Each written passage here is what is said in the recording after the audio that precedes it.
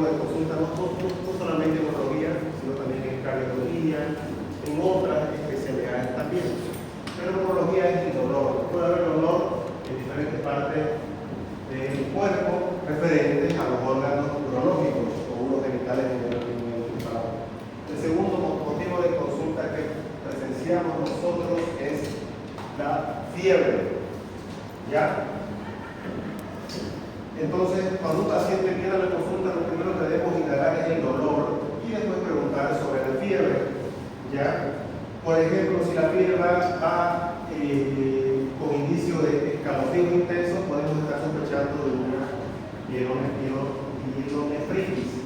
Si el paciente refiere un dolor lumbar tipo sordo en la región costovertebral, en la región lumbar, acompañado de escalofríos intensos, podemos dar un diagnóstico de una pielonefritis.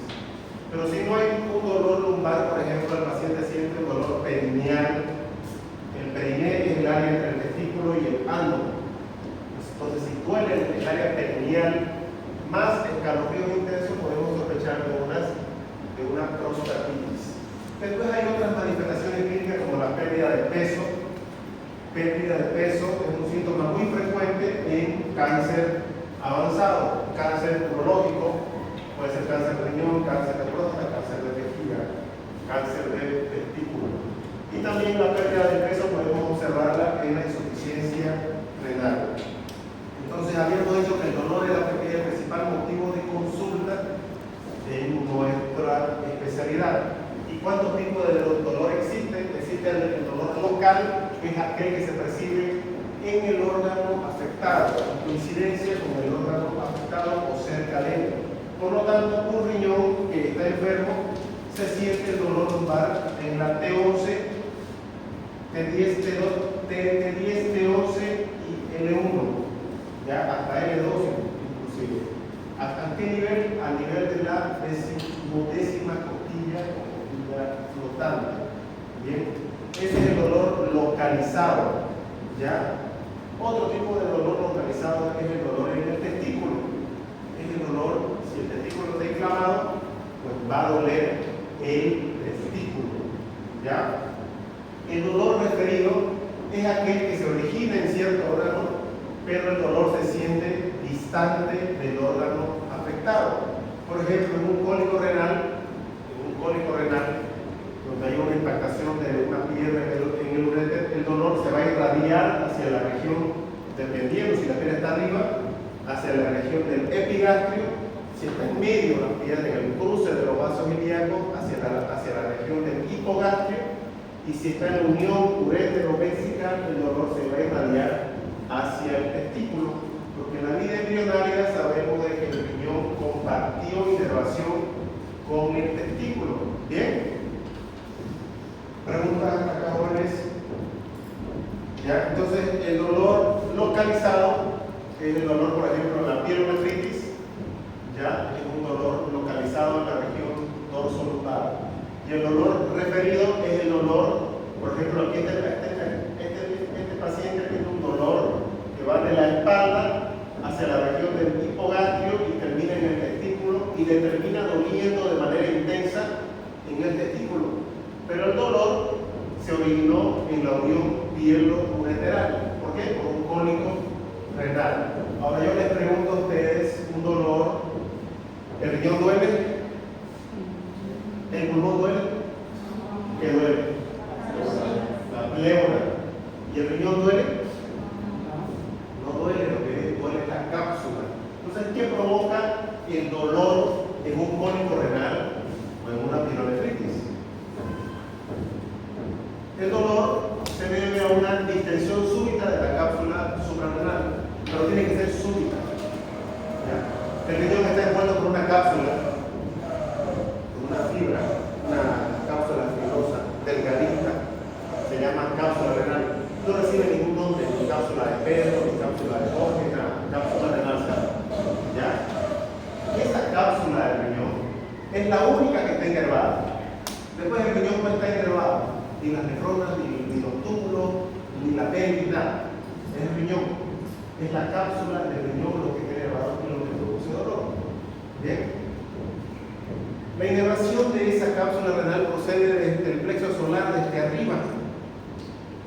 Entonces, cuando hay una distensión súbita de esa cápsula renal, lanza el dolor, puede lanzar reflejos nauseosos, o sea, el paciente siente ganas de vomitar.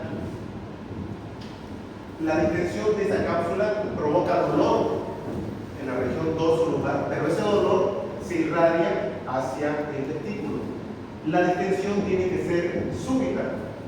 ¿Y por qué se produce esa distensión súbita de la cápsula renal? Por una obstrucción ureteral súbita. Y una obstrucción ureteral súbita es por un cálculo, por una piedra. ¿Ya?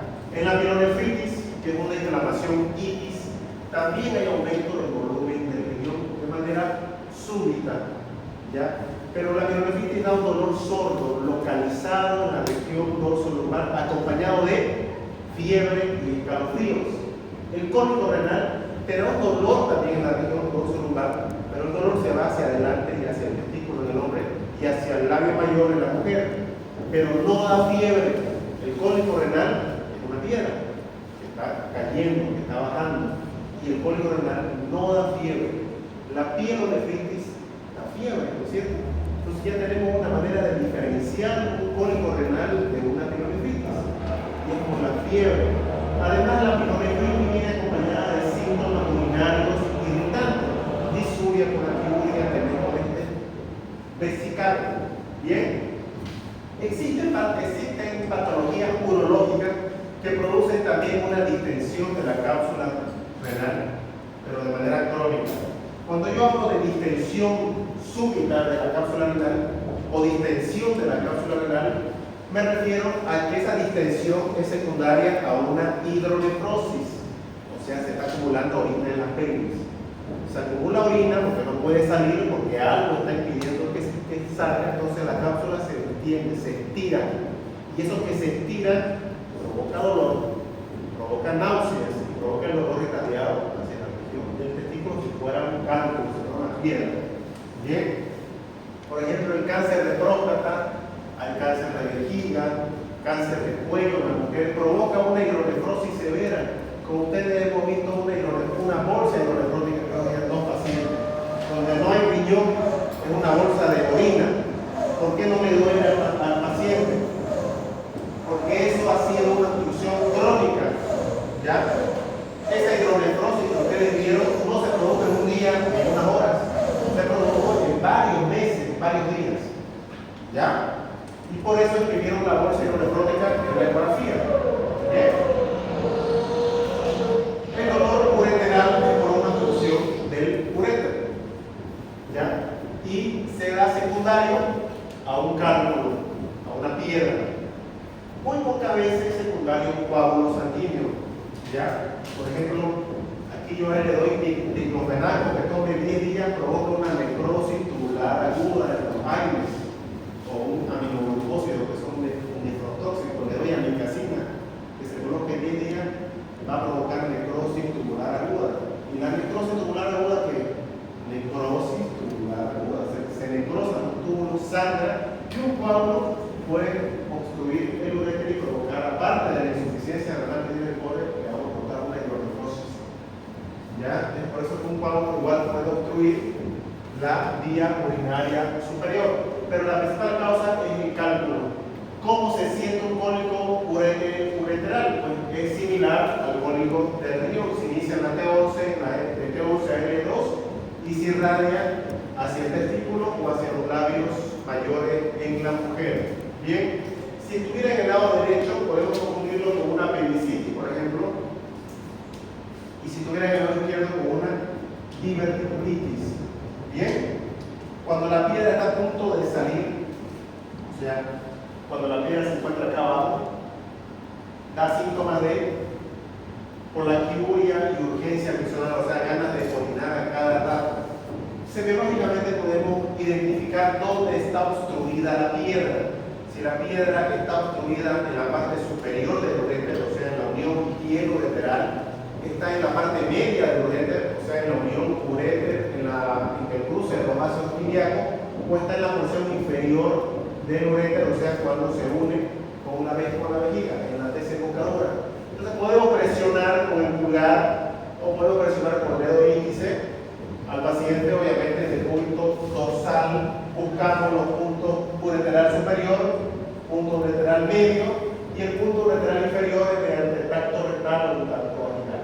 Antiguamente, hace 100 años, cuando no había rayos X, cuando no había ecografía, no había tomografía, estas eran las maniobras de semiología urológica para identificar dónde estaba obstruyendo la piedra del riñón.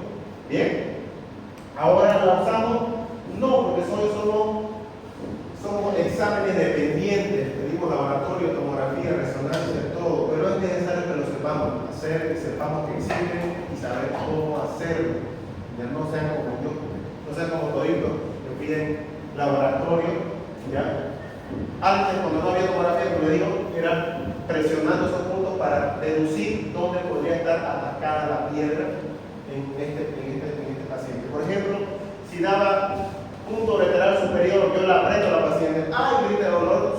Deduzco que la piedra está en la unión piedro-ureteral, ¿no es cierto? Si yo aprieto el punto ureteral medio, aquí, y la paciente despierta dolor, pues yo deduzco que la piedra está atacada en el cruce de los vasos iliacos. ¿Ya? Y el tracto rectal o vaginal, si despertaba dolor, deduzco que la piedra está en la unión uretero-vesical. Bien, ahora ya no lo sabemos porque tenemos a la mano tomógrafo, el rayo X, ¿no es cierto? ¿Ya? Dolor vesical. ¿Cómo se manifiesta el dolor vesical?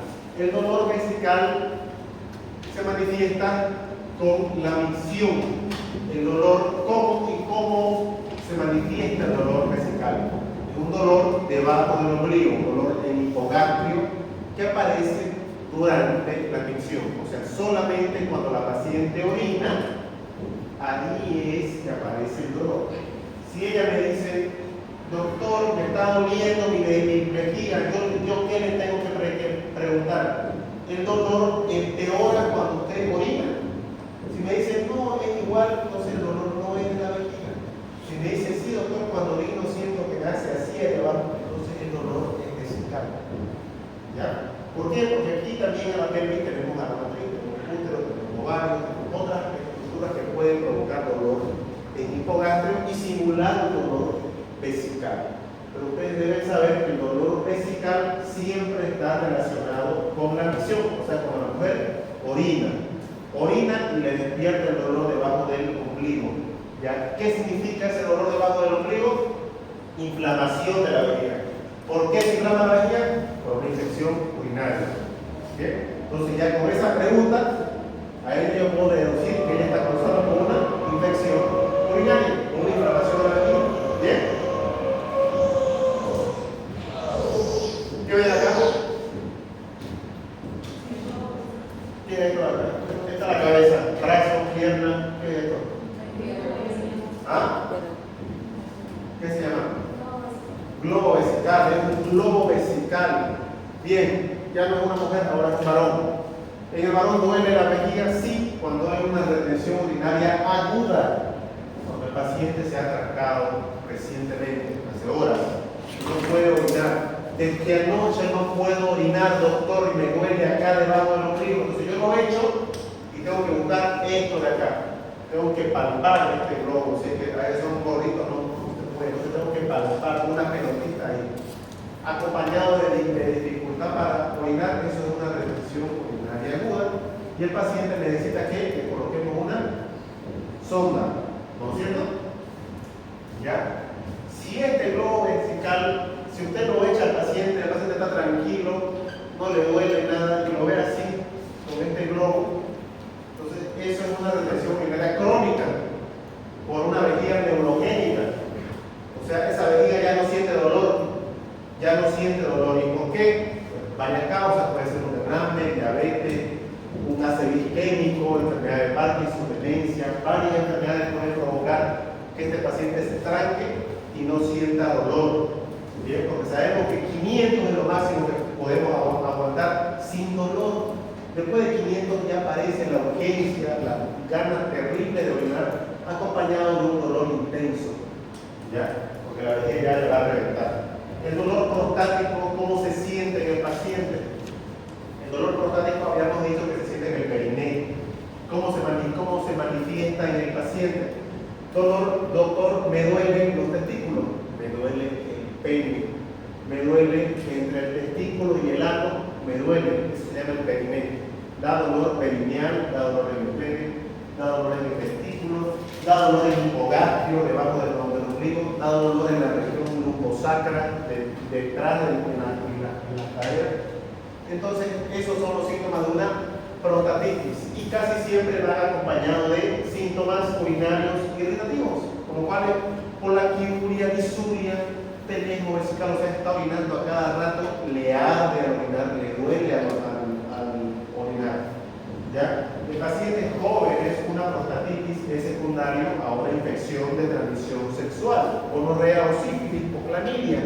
Entonces yo tengo que buscar pus en la uretra, tengo que preguntarle, ¿mancha la bombacha, mancha el calzoncillo usted? Para suponer de que este paciente está acusando de una prostatitis, ¿ya? En pacientes jóvenes, ¿bien? Y en pacientes ancianos, la prostatitis secundaria a la hiperplasia prostática benigna, o sea, lo que ha crecido la próstata. Bien, eso es la siguiente. Dolor en el testículo. Habíamos dicho que el dolor en el testículo se manifiesta solamente en el testículo. O sea, si el testículo derecho está inflamado, pues le va a doler el testículo derecho. ¿A qué se debe el dolor en el testículo? A una orquitis, una epididimitis. ¿Qué significa el término itis? Inflamación. Si hay una inflamación, entonces deduzco yo, debe haber en el testículo calor, dolor, rubor y tumor. Entonces el testículo debe estar caliente al tacto. Yo lo toco, el testículo está caliente. Cuando lo miro debe estar rojo. Y cuando lo toco debe doler. ¿Ya? Y debe estar grande. Entonces ese es tumor, está grande, aumento de volumen. ¿Bien? Entonces, si es eso, por eso es que duele el testículo. El cáncer del testículo no duele el cáncer del testículo. El paciente no viene por dolor en el cáncer del testículo. Viene porque el testículo se le ha hecho grande nada más. Y uno toca y es como tocar la pepa de una alberca, por ejemplo, así. Cuando crece más, hace más grande, lo podemos tocar como si fuera un ciruelo, ya más grande. ¿Ya? Pero el cáncer del testículo no duele. ¿Cuándo duele el testículo? Cuando está causado por una inflamación secundaria a una epididimitis o a una orquitis. Epididimitis, inflamación del epididimo, orquitis, inflamación del testículo. ¿Por qué se inflama el testículo y el epididimo? Por una infección bacteriana. De nuevo, si es joven, sospechar infección de transmisión sexual. O sea, clamidia, gonorrea, sífilis, que esté provocando una orquitis o orquiepididimitis. Bien. Si no resolvemos la orquitis y la orquiepididimitis, la infección puede pasar a los tejidos blandos, infectar la piel y provocar esta enfermedad tan terrible que se llama gangrena de Fournier, que es una fascitis necrotizante, o sea, la piel se vuelve negra, la bacteria se come la piel y se llena de pus, huele muy mal, huele fétido.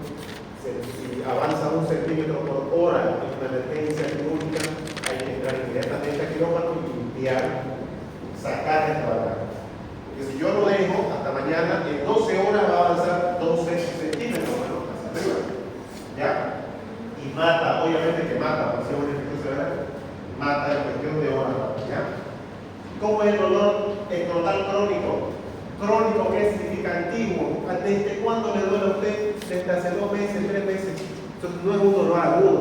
Eso no es una orquitis ni una orquiepididimitis. La orquitis duele hace 2, 3 días, 4 días, una semana.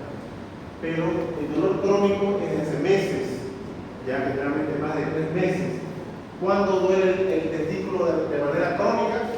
Cuando hay un hidrocele o cuando hay un varicocele. Varicocele hablamos en la anterior clase, ¿no es cierto? Son la dilatación de las venas. Provoca congestión venosa, congestión de la sangre caliente, aumenta la temperatura del testículo y provoca un dolor sordo en el testículo afectado. De este lado, casi siempre es del lado izquierdo. Y el hidrocele es líquido en el testículo. Líquido, agua. ¿El testículo debe tener líquido? Sí, muy escaso, demasiado. No se puede medir en una ecografía.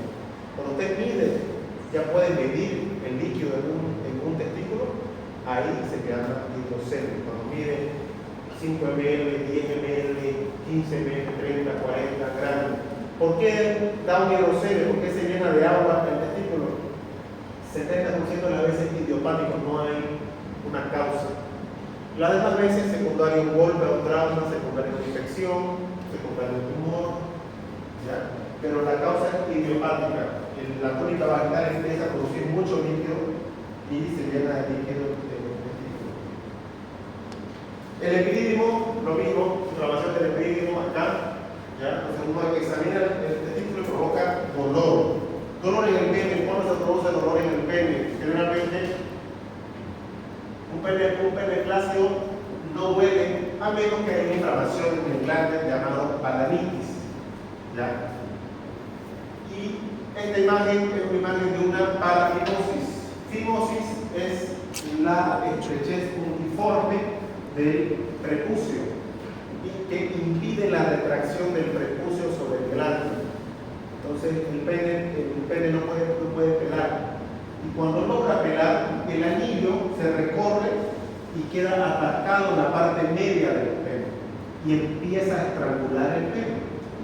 Y si lo estrangula, no deja que entre ni que salga sangre. Y con el pasar de las horas le provoca necrosis de pene y eso provoca dolor. Dolor y después se pierde porque hay que cortar el pene, porque ha quedado necrótico. ¿Ya? Esto es una parafimosis.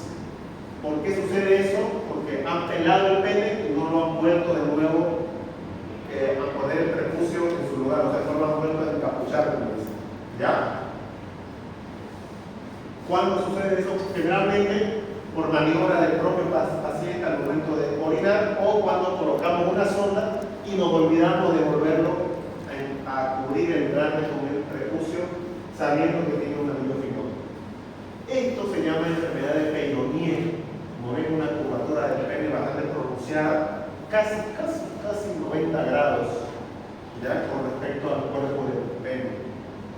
Bien, es una curvatura severa, se llama enfermedad de Peyronie, provoca dolor en el pene en el momento de la erección, bastante dolor, y lamentablemente es de muy pocas probabilidades de curación. Esto no tiene cura. Por eso es importante que cuando ocurra un trauma de pene, una fractura del pene, inmediatamente el paciente se haga operar con el urólogo para poder reparar la fascia de Buch. La fascia de Buch cubre los cuerpos cavernosos, como recordando en la anterior clase, cubre los cuerpos cavernosos, la fascia de Buch, y en el momento de un golpe, el pene se dobla bruscamente, puede romperse esa fascia de Buch en un acto sexual muy agresivo. Esa rotura de la fascia de Buch provoca que el pene se llene de sangre. Entonces, al paciente no le duele, lo ve el pene está negro, está sino de la berenjena, se llama, está gordo, negro, grande, no le duele, se pone hielo y le pasa. Pero, si consulta a un médico, el médico debe sugerirle que busque un urólogo para que le practique la reparación de la fascia de Buch. Esa fascia de Buch está abierta, como si se ha roto esto, se ha abierto. Ese hueco, si no se cierra esos conjuntos, va a cicatrizar así. Y cuando cicatrice, al cicatrizar va a ir arrastrando el pene hacia un lado, arriba a la derecha, hacia el lado donde ha sido la rotura. En este caso, la rotura está en este lado de acá. Y eso con el tiempo, con el pasar de los 6 meses, un año, no tiene solución. La solución está hasta las 72 horas después de concluido el trauma del pene. ¿Ya? Entonces, es por eso que duele el pene. Y otra situación es el priapismo. ¿Qué es el priapismo? Una erección prolongada, más de 24 horas. ¿Ya? ¿Qué alteraciones pueden haber en la orina? Pues sangre, en la orina puede aparecer sangre, el paciente puede decir a decir, doctor, estoy orinando con sangre. Eso se llama hematuria, la presencia de sangre en la orina. ¿Y qué debemos preguntar cuando el paciente nos dice que estoy orinando con sangre? Debemos preguntar si hay dolor. ¿Le duele al orinar a usted? Es lo primero. Y lo segundo, debemos clasificarlo al paciente como paciente joven o adulto joven o como paciente de la tercera edad. Si es un paciente de la tercera edad, debemos inmediatamente sospechar que este paciente está cursando con una neoplasia urológica hasta que no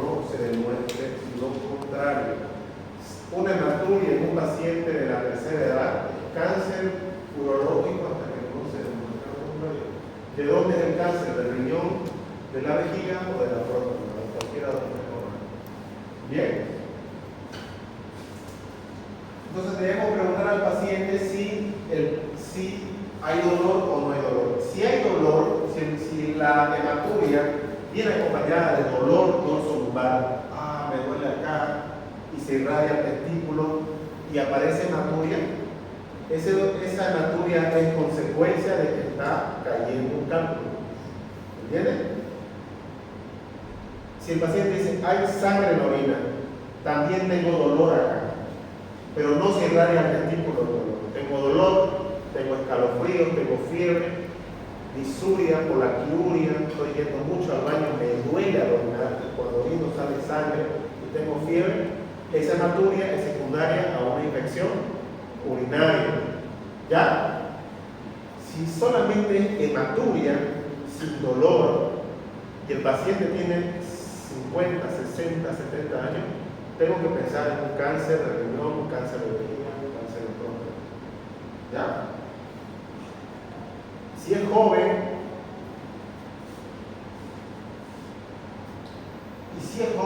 tengo que preguntar quizás el paciente qué ha comido.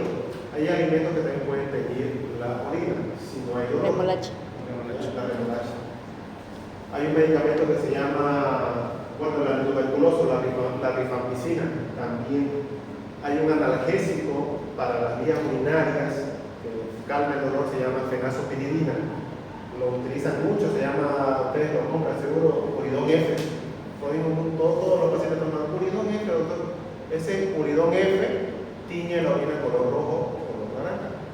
Entonces hay que preguntarle al paciente, ¿comió algo, hizo algo? O preguntar si es mujer, si está con la menstruación. Que la menstruación también tiñe la orina color rojo. Hasta 3 días después de la menstruación. ¿Ya? Doctor. ¿Sí? Dolor sin irradiación. Dolor sin irradiación, con fiebre y escalofríos, disuria, polaquiuria, pielonefritis. ¿Ya? Bien. Si fuera un hombre mayor, hematuria, disuria, polaquiuria, chorro débil, hiperplasia de la próstata. Una prostatitis también puede dar una hematuria. Bien. ¿Cómo se clasifican las hematurias? Si se puede ver al ojo, se llama macroscópica, porque al ojo vemos que está teñida la orina, pero si solamente lo vemos cuando utilizamos un microscopio, se llama hematuria microscópica y se manifiesta como una manifestación en el examen de orina de más de 4 hematíes por campo. Bien, detectable solamente con el microscopio. ¿Ya? Y macroscópica es cuando hay más de 100 hematíes por campo o se puede ver a simple vista. ¿Ya? ¿Qué más debemos preguntar aparte del dolor en la hematuria al paciente? El momento de la hematuria. ¿La hematuria es durante todo el chorro de la orina o solamente una parte de ella? ¿Es al inicio? ¿Es al medio? ¿Es al final? ¿O es desde que sale hasta que termina sale rojo? Si es al inicio, tenemos que pensar en una hematuria, tenemos que pensar en una lesión de uretra anterior, o sea, una uretritis por infección de transmisión sexual, por ejemplo. ¿Ya? O en una fimosis. Si la hematuria es terminal, o sea, primero sale blanco y al final sale rojo, significa que la hematuria viene del cuello de la vejiga, o del trígono, o de la próstata, de la uretra posterior. Y significa prostatitis, cistitis o trigonitis. ¿Bien? Si la hematuria es en todo el chorro de la orina, entonces la sangre viene de la vejiga, del riñón o de los uréteres. ¿Se entendió? Para eso, antiguamente le hacíamos al paciente orinar en 3 vasos, los 3 vasos del bullón. Entonces al paciente le decimos, orine en estos 3 vasos, señor. Antiguamente ya no lo hacemos, yo no tengo vaso, pero si quieren pueden traer su vaso, le hacemos orinar a un paciente que tenga una hematuria, a ver cómo le sale. ¿Ya? Entonces se le dice al paciente, señor, orine en estos 3 vasos. Si de los 3 vasos la sangre solamente viene en el primer vaso, pues está en la uretra anterior. Si me aparece solamente en el último vaso, pues está en la uretra, posterior, en el cuello. Y si me aparece en todos los vasos, pues la hematuria viene del riñón, de la vejiga, o de los uretres. Pregunta de examen. Bien. Prueba de los 3 vasos de unión, clásica pregunta, entra en todas partes, me encanta preguntar a todos. Prueba de unión. Por eso es que ustedes tienen que saber. Prueba de unión. Causas de hematuria. Le habíamos dicho que ya les he nombrado varias causas de hematuria. La hematuria puede venir de las vías urinarias o puede venir del glomérulo. ¿Qué significa del glomérulo? Que viene del parénquima del riñón. Puede venir directamente por una patología del parénquima renal. O sea, un paciente diabético puede orinar con sangre, sí, microscópicamente. Un paciente con una glomerulonefritis postestreptocócica puede tener hematuria, claro que sí. Un paciente con con lupus puede haber hematuria, claro que sí. Eso se llama hematuria de origen no urológico, o sea que viene directamente de la membrana glomerular. ¿Ya? ¿Cuáles son las causas de esa hematuria? No son toditas. Lo que yo le voy a preguntar en el examen es cuáles son las causas de hematuria urológica, o sea, de las vías urinarias. Y ya hemos dicho, ¿no es cierto?, cuáles son las causas: infecciones, pielonefritis, cistitis, prostatitis, cáncer de próstata, cáncer de vejiga, cáncer de riñón, litiasis renal, litiasis ureteral, litiasis vesical, tumor ureteral. ¿Ya? Entonces, son muchas causas. Cuando yo le diga nombre 4 causas de hematuria urológica, ya les he nombrado como 10, y ustedes me nombran 4 más. ¿Ya? ¿Está bien? No me pongan cáncer, porque va a estar mal. Cáncer del ojo, cáncer de la pierna, cáncer del quepo. ¿Lo ven? Entonces, no me pongan cálculo. Litiasis, no me pongan en 0,5 horas. ¿Ya? Así les voy diciendo, por favor, porque ya los exámenes, todos los semestres, la misma pregunta, y se equivocan de lo mismo, diciéndole las preguntas. Entonces, ¿qué causa de hematuria en las vías urinarias? Pues todo esto.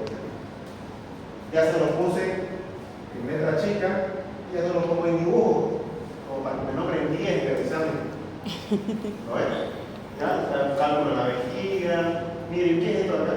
¿Qué es? El apéndice, esto es el cielo, el apéndice, una apendicitis, una inflamación del apéndice en contacto con el uréter puede inflamar esta parte del uréter y dar hematuria en la orina. Entonces, el paciente, la clásica del paciente, ¿no? Dolor en ilíaca derecha, gluten positivo, unos 24 horas de evolución, pillan sangre en la orina. El cirujano va a decir, al oro directamente es un cólico renal, porque puede simular en la derecha. El urólogo debe estar bien capacitado para poder decirle al cirujano, ¿eso es una apendicitis o eso es un cólico renal? Cuando hay una hematuria. ¿Entiendes? Una apendicitis puede dar hematuria, urológica. ¿Ven? Buenas. ¿Puedo dar un aviso, doctor, por favor? Chicos, buenas tardes. Recomendación: si van a hacer uso del casillero de los baños de abajo del laboratorio, ya sea tanto como de varón y mujer, se les recomienda. ¿Cómo es un tratado original?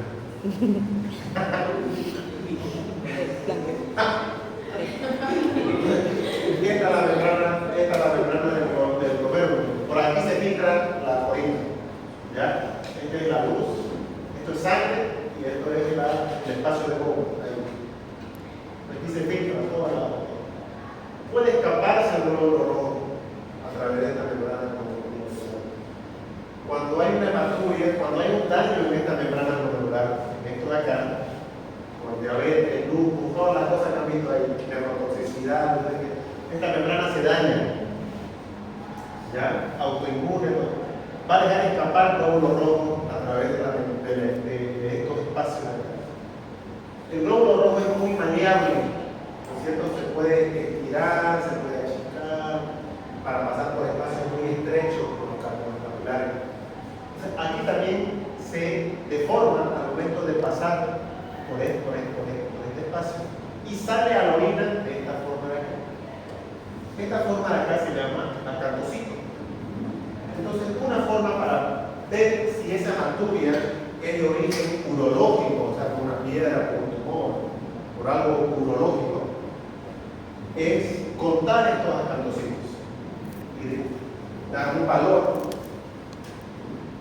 Si hay muchos acartocitos, más del 5%, entonces la hematuria es por un daño en la membrana, hematuria de origen glomerular.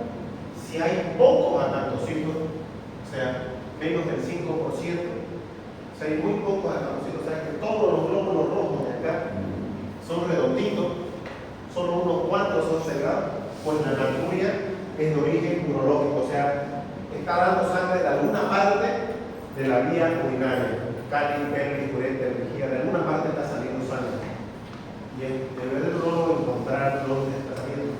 A veces es un dolor de cabeza, puro problema, porque no encontramos de dónde viene la sangre, porque son 10 glóbulos rojos nada más, 8 glóbulos rojos. No solamente acá, en cualquier parte del mundo, ¿ya? Para encontrar el origen de la hematuria. Bien, entonces ya saben que hay hematuria urológica y hematuria nefrológica, o sea, del nefrólogo. Bien, ¿se entendió? ¿Sí o no? Pregunta. No, hematuria glomerular y hematuria no glomerular. ¿Cuál sería la otra? No digo que no serían tres causas. Urológica y como la pelvis ya, esa inflama el uréter, pero produce una hematuria urológica, porque la sangre viene del urotelio, ¿ya? Por una inflamación del apéndice. ¿Bien? ¿Cómo diagnosticamos una hematuria entonces? Primero preguntando al paciente, haciéndole las preguntas, semiología, ¿ya? La hematuria indolora, sin dolor, en pacientes de la tercera edad debe considerarse como síntoma de tumor renal o vesical hasta que se demuestre lo contrario. ¿Bien? La hematuria indolora en jóvenes puede presentarse en jóvenes que les encante el maratonismo. Yo lo hago correr en el parque urbano 10 vueltas, lo hago orinar en un vaso y va a ver que va a salir sangre. Microscópicamente, no visualmente. ¿Ya? No se vaya a asustar. No voy a correr más. Es normal, es fisiológico, ¿ya? Que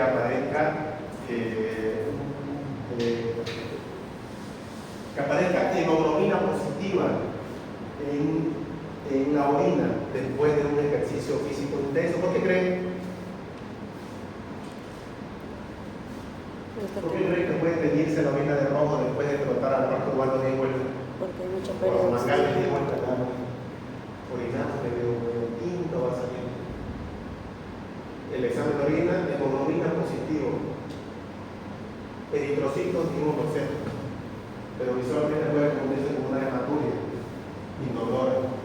Porque al hacer ejercicio físico rompemos las fibras musculares y eso hace que se escape la hemoglobina, ¿ya? De las fibras musculares, la hemoglobina. Esa hemoglobina se tiñe en la orina color rojo. Así como se tiñe cuando lavan la carne, ¿no han hecho churrasco ustedes? ¿No? Lavan la carne y se tiñe el agua con rojo, ¿no? Eso no es sangre de hemoglobina. O cuando comen la picaña así términos medio vivo, medio crudo, ¿no? Esto está crudo, es la hemoglobina, no es sangre. Eso tiene color rojo, cualquier cosa, la carne, el agua. Y en este caso la orina, la hemoglobina. ¿De dónde viene la hemoglobina? Del músculo, de las fibras musculares, ¿no? Se rompen al momento de trotar, de correr, y eso se filtra por la orina y lo tiene color rojo. Es fácil. Eso es lo que le ponen a carne al vacío. La carne al vacío. La carne al vacío, estamos hablando del color. El color de la carne no es por la sangre, porque la vaca se la hace chorrear con la manera, sale toda la sangre. Y la carne queda roja por la hemoglobina. ¿Ya? Y cuando uno lava la carne, queda el recipiente. Esto es sangre, sangre es mioglobina. ¿Ya? Esa mioglobina es color rojo. Y puede tener la orina color amarillo y dar una falsa hematuria.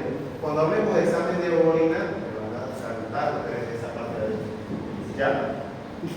Hematuria y dolor en niños, glomerulonefritis focal, o sea, glomerulonefritis autoinmune o post-estreptococina. Bien, eso ya lo van a llevar ustedes con el nefrólogo. Si la hematuria se acompaña de disuria, colaquiuria, dolor en hipogastrio, pues estamos sospechando de una cistitis aguda.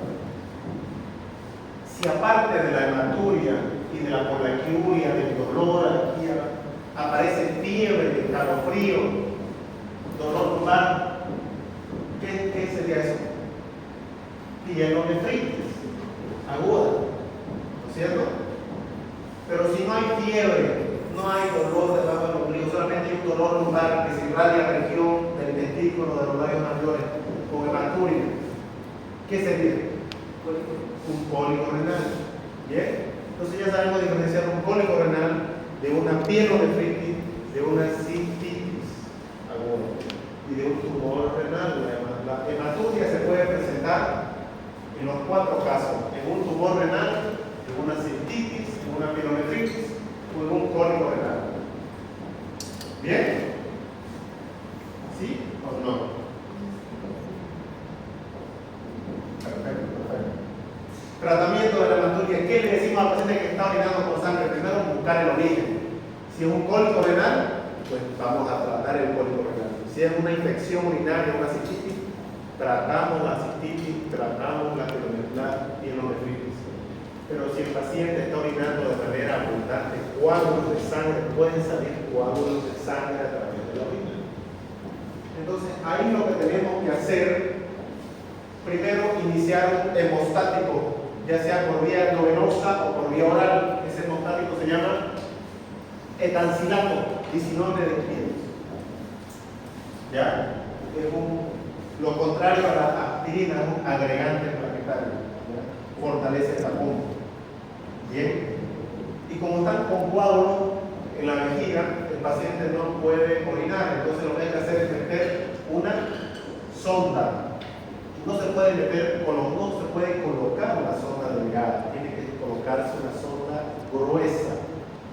¿Para qué? Para que se puedan tirar los coágulos que están dentro de la vejiga. Entonces, para eso colocamos una sonda de alto calibre número 22 y tiene que ser de 3 vías. Así. La sonda normal es delgada y viene solamente de 2 vías. Pero la sonda para sacar los coágulos viene de 3 vías. Una vía es para inflar el balón de la sonda. La otra vía, que es esta de acá, es para meter y aspirar los coágulos. Y la otra vía para que entre la irrigación vesical, o sea, el suero.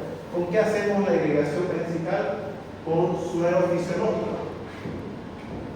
Entonces metemos 60 ml de fisiológico y aspiramos los 60 ml. Cuando aspiremos, posiblemente aspiremos también los coágulos, como estamos viendo acá. ¿Ya? Utilizamos una jeringa de pico largo, tiene que ser largo y ancho el pico para que pueda aspirarse los coágulos que están dentro de la piel. Con eso podemos detener la hematuria en esta zona. Bien. Preguntas hasta acá, jóvenes. ¿Qué se llama eso? Irrigación vesical continua. Bueno, está con negro. ¿Ya? ¿Qué se llama eso, jóvenes? Irrigación vesical continua en hematuria franca o hematuria masiva. Eso es lo que hacemos. ¿Ya? Meter una sonda y lavada, no queda más. ¿Preguntas hasta acá? Doctor, ¿el medicamento que está allá ese que recomiendo? Etancilato. ¿Etancilato? Uretrorragia. ¿Qué es uretrorragia? Sangre en la uretra, que no está relacionada con la micción. ¿Ya? Yo le bajo la droga al paciente, inmediatamente hay sangre en la uretra. ¿Por qué sucede eso? ¿Por qué un paciente está botando sangre por la uretra que no está relacionada con la micción? La causa más frecuente, trauma. ¿Cómo se puede lesionar una uretra en un trauma, en un golpe? Caídas, ustedes leen en Smith, caídas a horcajadas. ¿Qué significa horcajadas? Dice el libro. Que el paciente cae sentado, se cae en el techo y cae de nalgas. Al caer de nalgas, se parte la uretra. La uretra pasa justamente por el perineo y se rompe la uretra. Imagínense una cañería, un tubo que se ha roto. Entonces, como se ha roto, usted quiere meter algo por el tubo a ciegas, no va a entrar nada.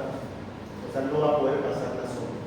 Por eso, cuando usted le da una uretrorragia de un paciente que se ha caído de la moto, no sé, un accidente, igual, ve, le baja el pantalón y está chorreando sangre por el pene, que no es orina de sangre, hermano, viva, tiene que llamar al urólogo para que podamos recanalizar esa uretra, porque esa uretra no probable que esté partida, de rota, y no, los cabos no estén continuos. ¿Me entiendes, hermano? Supongamos que es una rotura parcial. Si usted mete algo a ciegas en esa rotura parcial, puede convertirla en total. Entonces, la posibilidad es un beneficio. La causa más frecuente y la que más me molesta, ¿cuál es? La iatrogenia, por culpa de algunos de ustedes que no colocan la sonda como debe de ser. ¿Ya? La iatrogenia, la uretrorragia es por una mala colocación de sonda. Le ponen poca vaselina. Tienen que poner alta, como si fuera para ustedes mismos que estén colocando. ¿Ya? Como si no les quisiera volver a ustedes. Porque le inflan el balón a mitad del camino de la uretra. Le monté la uretra, no sé cómo es larga la uretra. Entonces todo eso tiene que atravesar la sonda. Por lo tanto, una forma práctica que yo siempre hago a mis alumnos es que la sonda la coloquen hasta donde está la bifurcación, hasta ahí. Sea lo que sea, el paciente mida 2 metros, mida medio metro. La sonda debe colocarse hasta el momento de la bifurcación. Hagan lo que hagan o digan lo que le digan. Porque pueden inflar el balón en cualquier segmento de la uretra y provocarle una uretrorragia por un trauma de uretra. ¿Ya? Después están los tumores que no son muy frecuentes. ¿Ya? O litiasis uretral, la que está mal enviado, litiasis enclavada. He visto varios casos de estos varones que esto que ver ustedes. O sea que la piedra se queda enclavada en la fosa navicular, hemos dicho en el centro de la fosa navicular, en la punta del pene. Ahí se queda enclavada y no puede salir. Ahí al paciente hay que darle un trapo para que muerda y meterle una pinza y sacar la piedra. ¿Ya? Que le va a doler. Neumaturia, ¿qué significa? Aire en la orina. El paciente está expulsando aire por la orina. ¿Por qué sucede eso? Por una comunicación de la vejiga con el intestino. Aire en la orina. ¿Ya? Eso es. Eso se clasifica como extrínseco. Comunicación del intestino con la vejiga en una diverticulitis, por ejemplo. Y también puede haber intrínseco. La vejiga puede fabricar aire por su cuenta. ¿Sí? En una infección severa de orina. ¿Ya? En un paciente diabético, el azúcar se filtra en la orina a partir de ¿cuánto? ¿Qué valor? ¿Cuánto tiene que dar el valor en la sangre para que se filtre en la orina? ¿Cuánto es el umbral? 180, bien, 180, 200, 180, 200, lo mismo. Un paciente con una glicemia de 600, de 500, va a filtrar demasiada azúcar en la orina. Ese azúcar va a ser fermentación con las bacterias productoras de gas, que son la Escherichia coli, y va a producir aire en la orina. ¿Qué nombre tiene esa enfermedad? Cistitis emfisematosa. Nos dice que ese paciente está hecho mal, que está descuidado, que la glicemia está mal, pronóstico malo. ¿Ya? Lo más probable es que tenga una sepsis de foco urinario. Piuria, ¿qué significa piuria? Pus. Microscópicamente lo definimos como más de 10 leucocitos por campo. Eso es piuria, o sea, pus. ¿Ya? Más de 10 leucocitos por campo. ¿Y en qué situaciones lo vemos? La piuria, 75% en infecciones. Después en cuerpos extraños. ¿Qué cuerpos extraños pueden estar en la vejiga? Difícilmente un paciente, no, ni uno. se metió un termómetro, un paciente psiquiátrico, lo tuve que sacar con citoscopio. Ya hay casos, cada caso aberrante que a veces vemos. Fue un paciente psiquiátrico, se metió un termómetro, llegó hasta el cuello de la vejiga y no podía orinar, un paciente pobre. Tuve que entrar con un citoscopio y retirarlo. Cuerpos extraños dan piuria. Pero que no crean, la T de cobre. He sacado ya 2 T de cobre en mujeres. Ya, increíblemente se llama la T de cobre migra del útero a la vejiga. Ya, hay que sacársela por eso, a los 6 años, 5 años de una hay que cambiarla. Porque si usted la deja, esa anciana después va a volver con una litiasis en la vejiga, porque la T de cobre ha migrado del útero, migra a la vejiga. Incluso un caso la otra vez, hace muchos años, que migró una prótesis de cadera, migró a la vejiga, un clavo femoral pequeñito, migró a la vejiga, el clavo. Se movió increíblemente. ¿Cómo? No se sabe. Se movió el clavo del fémur, fue avanzando en 15 años, ¿no? Fue avanzando a la vejiga, terminó alojándose en la vejiga. Las 2 T de cobre que he sacado han sido mujeres de 70 años, de 65 años que nunca se retiraban la T de cobre, o sea, quedaban con la T de cobre 35 años. Y con el tiempo la T de cobre migró a la vejiga. Primero le provocaba infecciones urinarias, porque era piuria, así salía la orina, y no sabían de dónde era cada infección. ¿Ya? Pero después ya le hicimos una citoscopía y miramos que era una piedra enorme. Tengo la imagen, ojalá se la muestre, la vamos a traer en la práctica, me van a hacer acuerdo. Empezamos a romper la piedra y se dio la T de cobre ahí. La sacamos la T de cobre. ¿Ya? ¿Qué más da piuria? Cálculos de la vejiga y cáncer de vejiga o cáncer de próstata. Quiluria, donde la vez que yo he visto orina blanca ha sido un paciente, tengo un paciente internado en la villa, en tuberculosis urogenital. Hay alta tuberculosis en este país, en esta ciudad. Y la tuberculosis urogenital también. De todo esto, traumatismo, filares ya, pero la tuberculosis es más frecuente que de quiluria, o sea, orina blanca. Blanco. También tengo los videos de citoscopía. Fecaluria, ¿qué significa? Heces fecales en la orina, o sea, materia fecal en la orina. ¿Por qué sucede eso? La vejiga no produce materia fecal. Entonces hay una comunicación entre el recto y la vejiga. ¿Por qué? Por una diverticulitis, cáncer de colon o enfermedad de Crohn. O sea, una fístula, una comunicación anormal entre el recto y la vejiga. Eso es fecaluria. Síntomas relacionados con la micción. ¿Qué síntomas son esos? Lo mismo que habíamos estado hablando. Poliuria, oliguria, turia, difturia y olaquiuria. Poliuria, aumento de la cantidad y del volumen de la micción. Bien.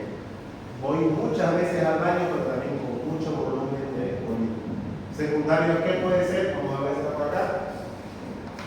Ahí está, poliuria. Pasajera, porque yo estoy tomando mucha agua, que si me tomo 3 litros de agua, voy a ir pues, a orinar 3 litros al baño. ¿Ya? Si son 3 litros de agua y en cada orinada orino 300 ml, que es lo regular, pues iré 10 veces al baño, ¿no? ¿Se dan cuenta? Entonces, por eso va a tener que ir 10 veces en la tarde al baño, está tomando 3 litros de agua. ¿Bien? Ahora, la poliuria crónica es la que lleva mucho tiempo. No es necesario el agua. Secundario puede ser osmótica o por trastornos hipoficiarios, una excesiva secreción de la hormona antidiurética. Ustedes en nefro lo deben estar dominando, eso más. ¿No es cierto? Oliguria. ¿Qué significa oliguria? Cuando el paciente orina menos de 300, pues entre 300 y 500 ml por día. Anuria, ausencia de orina. El paciente no está orinando nada. ¿Cómo se manifiesta eso? Que en la sonda pues no hay ningún débito de orina, está cero, el paciente no orina nada. Como regla general, un paciente debe orinar 0,5 ml kilogramos peso hora. ¿Ya? Eso es lo que debe orinar un paciente. 0,5 ml kilogramos peso hora. ¿Ustedes cuánto pesa usted? 60. Otra vez la fórmula. 0,5, 30 ml por hora de orinar. Si lo coloco una sonda, usted debe orinar 30 ml por hora. Usted 70. Debo orinar 35 ml como mínimo. Y como máximo, un ml, o sea, 70 ml. Ese es el rango de la diuresis normal. Que no se le olvide nunca, como sean dermatólogos, sean internistas, cardiólogos. ¿Cuánto debe orinar una persona? 0,5 a 1 ml kilogramo peso hora. Dime. La fórmula es 0,5 por kilogramo, ¿no? Hora. Por hora. Kilogramo peso hora. ¿Ya? Bien. Jóvenes, muchachos. Aquí está. ¿Ya? ¿Cuáles son las causas de una oliguria? O sea, que no está orinando muy poco, de 150, cualquier no está tomando agua, deshidratación. Eso da lugar a una insuficiencia prerrenal, trastornos circulatorios que alteran la irrigación renal, o sea, no está dejando de llegar sangre a la orina. ¿Ya? Y la otra causa pues, es posrenal. Puede ser renal por un daño a la membrana celular, una posrenal por una uropatía obstructiva, que esta es la que nos compete. ¿Ya? Uropatía obstructiva se refiere a piedras, cáncer, hiperplasia, algo que esté obstruyendo la vía urinaria puede dar lugar a oliguria o anuria, o sea que el paciente está orinando poco o nada. ¿Bien?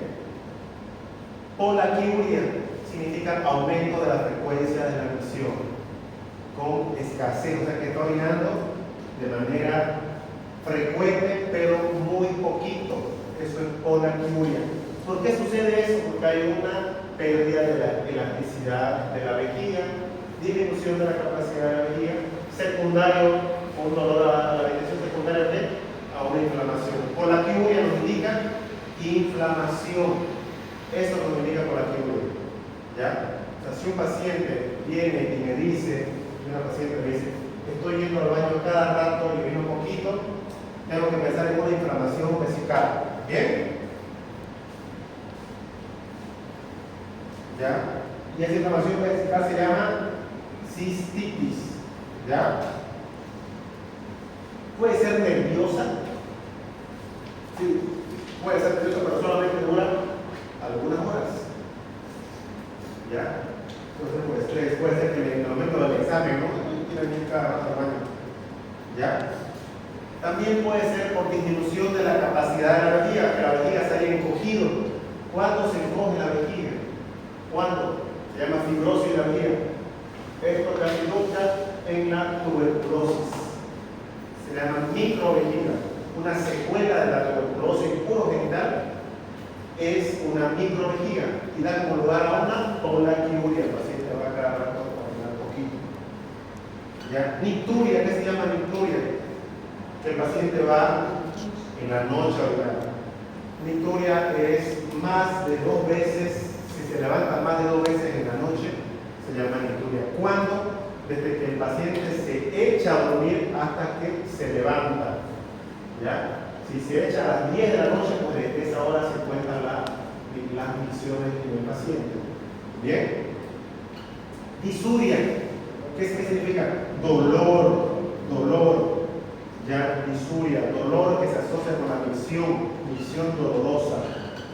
¿Bien? ¿Cuáles son las causas de disuria? Pues todas esas. Altísimas. ¿Ya? Cistitis, uretritis, prostatitis, pilonefritis, cálculo intestinal.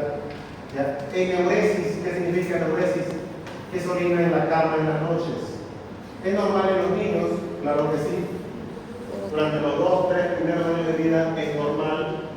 Puede ser orgánica, indica retraso en la maduración neuromuscular, muy difícil, vejiga neurogénica. Es normal hasta los 6 años de edad. Ya pasados los 6 años de edad, el niño se sigue orinando en la cama, hay que buscar. ¿Qué hay que buscar? Algún retraso en la maduración neuromuscular, infecciones, por la infección desde los primeros. Algún retraso o una vejiga neurogénica. ¿Ya? La vejiga neurogénica, las causas son altísimas en niños. Entonces, eso lo dejamos para el neurólogo pediatra. ¿Ya? Orinarse en la cama es normal hasta los 6 años. Después de los 6 años hay que empezar a buscar una pausa psicológica en el niño.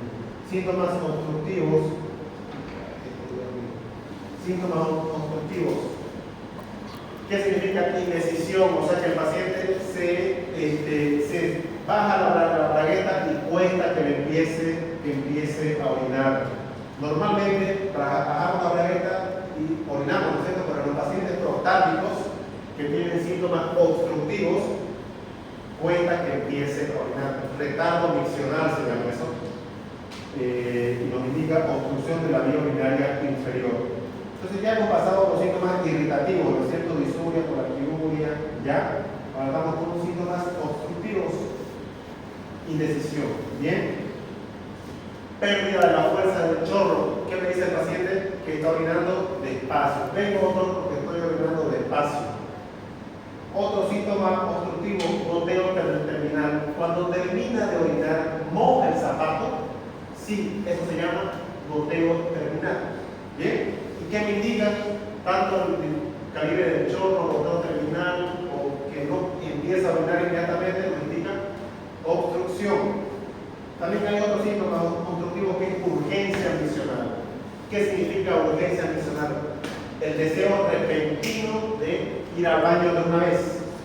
O sea, él está aquí pensando que no me va a sacar la clase, pero ya le lleva inmediatamente al baño. De la nada. Eso es urgencia misional. ¿Ya? No es que se está aguantando hace rato, está pensando en otra cosa y le viene esa gana de orinar, eso es urgencia misional. Deseo intenso y repentino. ¿Ya? Repentino de orinar. Incontinencia por urgencia. Le vino el deseo, como se dice, repentino. Entonces corre al baño. En lo que corre al baño se le va saliendo la orina. Eso se llama incontinencia por urgencia. ¿Ya? Cuando escapan pequeñas cantidades de orina en la urgencia. ¿Bien? ¿Se entiende, no es? Retención aguda de orina. Incapacidad de orinar. El paciente no orina. No orina gotita. ¿Y cómo sabemos que está con retención urinaria? Porque orina gotita y le palpamos la barriga, está como el lobo vesical. ¿Bien? Y aparte está el dolor intenso suprapúbico. ¿Ya? Retención urinaria crónica. No provoca dolor casi la retención urinaria crónica. Como dice acá, poca molestia. El único síntoma que ve el paciente es que es un goteo constante. O sea, usted lo mira y el paciente está mojado su pantalón, orinado. Creo que ha visto, ¿no es cierto? Le mostré al paciente que se estaba orinando sus pantalones. Era una obstrucción urinaria crónica. ¿Ya? Interrupción de la corriente de la orina. ¿Qué significa? Interrupción del chorro misional. Doctor, orino y se me corta. Estoy orinando y ¡pum! Se corta. De la nada. Tengo que moverme así un poquito y otra vez salgo. Y ¡pum! Se corta. Tengo que moverme y otra vez salgo y se corta. ¿Qué significa? Que algo está obstruyendo el cuello de la vejiga. ¿Por qué? ¿Por qué sucede eso? Porque posiblemente tenga piedras en la vejiga. Interrupción del chorro misional. ¿Ya? Tenesmo vesical. ¿Qué significa tenesmo vesical? Vejiga llena. Deseo de orinar posterior a la micción. ¿Ya? O sea, termina de orinar y a lo más ratito otro deseo miccional. Es decir, otra vez la gana de orinar. ¿Cuánto tiempo más o menos dicen los libros? Ahí lo dicen, creo. Los libros 20 minutos. ¿Ya? Entonces uno le pregunta al paciente, ¿termina de orinar y a lo más ratito, a los 20 minutos, te viene otra vez ganas de orinar? Sí. Eso se llama tenesmo vesical. ¿Y qué síntomas son? Síntomas obstructivos. ¿Ya? Síntomas obstructivos. Es lo más fácil que le puedo explicar, porque después hay síntomas de vaciamiento, síntomas de almacenamiento, que se lo debe memorizar. Incontinencia. ¿Qué significa incontinencia? Que se le escapa la orina. Se le escapa la orina a este pobre paciente. Ya puede ser de manera voluntaria o de manera involuntaria. ¿Cuáles son la incontinencia? Es la incontinencia verdadera por una estrofia en la vejiga. ¿Qué significa estrofia en la vejiga? Que la vejiga está hacia afuera. Puede ser que el niño haya nacido así. Ya puede ser por una fístula vesical. ¿Ya? La más frecuente, la que más pregunto, incontinencia por esfuerzo. ¿Qué significa incontinencia por esfuerzo? Que esa pérdida de orina que aparece cuando la paciente hace esfuerzo. ¿Cuándo? Cuando tose, cuando ríe, cuando sube las gradas o cuando hace la maniobra de Valsalva. Incontinencia por urgencia es la que les expliqué hace ratito, diciendo la pérdida de orina cuando aparece la urgencia. O sea, hasta que llega al baño se va orinando. ¿En qué situación es eso? Cistitis, ansiedad, lesión y muchas otras causas más. Ya, eso, no alcanza a llegar al baño y se va orinando, eso es urgencia. La incontinencia paradójica es la incontinencia por rebosamiento. Ya, esa es la incontinencia paradójica. ¿Por qué paradójica? Porque el paciente dice, estoy orinando bien, pero no está orinando, el paciente está rebalsando. Estima el globo vesical y la orina se está escapando y la familia cree que el paciente está orinando bien. Muchas veces el paciente tiene una ACV, está secuelado, postrado en cama, no puede hablar, solamente usa pañal. Y la familia se guía por el pañal. Está mojado el pañal, orinó, pero no ven que tiene el globo vesical ahí. ¿Ya?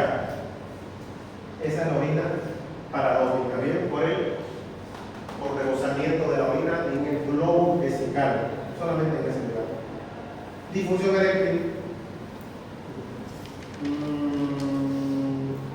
Muy pocas veces el paciente viene por difusión eréctil al hospital público, pero la causa más frecuente de difusión eréctil es psicológico debido al estrés. Puede haber neurológico debido a enfermedad de Parkinson, demencia, enfermedades neurológicas, hormonales a partir de los 40 años. A partir de los 40 años, la testosterona empieza a descender en picada y ahí empiezan a repuntar los casos de difusión eréctil en el varón. Causas vasculares, así como se infarta el corazón con la coronaria que tienen aterosclerosis, también se puede obstruir la arteria dorsal del pene por un aterómano, mucho rato, y provocar que no le entre sangre al pene. No le entra sangre al pene porque hay una obstrucción de la arteria del pene, entonces provoca difusión eréctil. Hábitos tóxicos, el cigarrillo, ingesta de medicamentos, la furosemida, pacientes renales crónicos. ¿Ya? Trastornos de la eyaculación, pues hay varios. Prostatorrea, ¿qué significa? Que elimina semen constantemente. Puede ser debido a la abstinencia sexual. ¿Ya? Y se considera normal. Eyaculación precoz, ¿qué significa? Eliminación de semen antes de penetrar la vagina o muy próxima a la penetración. ¿Ya? Aniyaculación, ¿qué significa? Que no eyacula nada o eyaculación retrógrada. ¿Qué medicamento da estos síntomas? Ya pues, si vamos a pasar la mejor práctica, no puede ser. No puede ser. Me han encantado. ¿Qué medicamento da esto? Si el paciente viene y me dice, doctor, no estoy eyaculando nada, yo lo primero que le voy a preguntar, ¿está tomando usted este medicamento, señor? Tamsulosina. Si no hemos repasado en la práctica, jóvenes, ¿qué les pasa? ¿Por qué no responden? ¿Qué les está pasando? La tamsulosina provoca eyaculación retrógrada porque el cuello de la vejiga se relaja y se abre. Entonces el semen, en vez de irse para afuera, se mete adentro de la vejiga. En el momento de la eyaculación, yo tengo que avisarle eso al paciente si le estoy dando tamsulosina para que pueda botar sus piedras que están atascadas. Porque después el paciente vuelve con su mujer atrás de él. ¿Ya? Yo no sé pues, si el paciente ha sido cholero o no ha sido cholero. ¿No? Entonces la mujer que viene que me dice, siempre ha sido así. ¿Ya? Entonces tengo que explicarle al señor, ¿sabe qué, señor? Usted va a tomar esta pastilla y no va a eyacular. ¿Ya? Para que después no venga el paciente con su mujer, gravísimo, que ya la mujer ha pegado a la cosa. ¿Ya? Hematospermia, ¿qué significa hematospermia? Sangre en el semen, sangre en el esperma. ¿Por qué puede eyacular un hombre con sangre? En una prostatitis. Signo patológico de la prostatitis es sangre en el semen. Por eso, cuando yo busco una prostatitis en un paciente joven, me pregunto, ¿usted está eyaculando con sangre? o eyacula con dolor, que también es otro síntoma de la hepatitis, es para buscar prostatitis. Examen físico, jóvenes, me leen esto, examen físico, lo vamos a ver en las prácticas. Hay como 10 maniobras, pero solamente les pido una: maniobra de Bullón, maniobra de Israel, maniobra de Ouellet, maniobra de Glenar, maniobra de Montenegro, muy bien, maniobra de Montenegro, ya, hay varias maniobras, se las van a cantar una por una, todas las tienen que saber, por favor. Yo sé que me van a ver muy poco hacer examen físico en la consulta, a veces la hago, ya, pero el tiempo no da 10 minutos, no, 15 minutos es muy poco. Ya, pero vamos a intentar hacer el examen físico. Algo que se está abandonando mucho en medicina el examen físico, porque directamente pedimos laboratorio, tratamos con las preguntas que hacemos, somos muy directos y nos estamos olvidando mucho. El examen físico no solamente yo, sino todo el cardiólogo. ¿Ya? Entonces, el cardiólogo directo, ¿no? Ecocardiograma, ya de entrada, ya no hay soplo desdoblado, R1, nada. Directo de ecocardiograma de vida de hoy. No, ya no está con estetoscopio robótico, ya no es comando.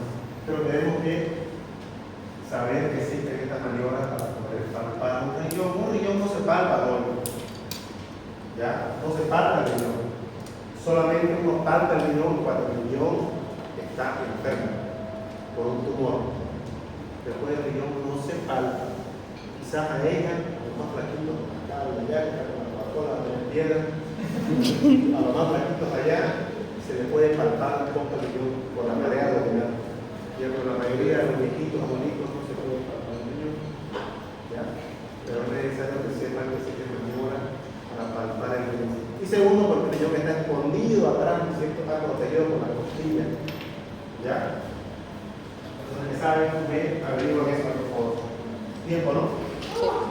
Ya. No puedo. Están las maniobras acá, la introducción, el ácido de los huéspedes, la vejiga. Vamos a revisar así todo el proceso.